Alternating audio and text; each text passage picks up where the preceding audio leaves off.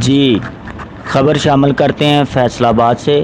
ہمارے district reporter سید احمد رضا شاہ کی report کے مطابق سمندری شہر میں مکمل لاک ڈاؤن عمل درآمد کروانے کے لیے اسسٹنٹ کمشنر سمندری فیصل سلطان صاحب خود وزٹ کر رہے ہیں۔ کسی قسم کی کوئی دکان نہیں کھلی، عوام بھی مکمل ماسک استعمال کر رہی ہے۔ بغیر mask S H O city Samundri Rai فاروق نے خود بازاروں کا وزٹ کیا اور گرفتاریاں کی۔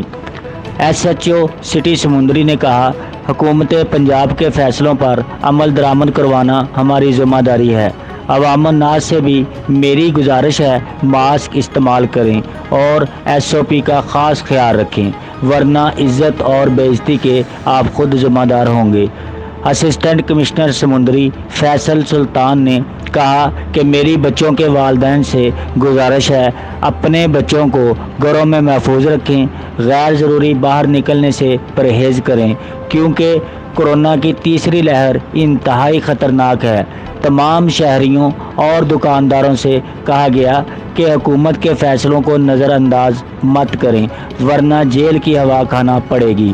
قانون سب کے لیے یکساں ہے، عمل درآمد کروانا انتظامیہ کی ذمہ داری ہے، لہٰذا ایس او پی پر عمل کریں، ایک اچھے پاکستانی شہری ہونے کا ثبوت دیں۔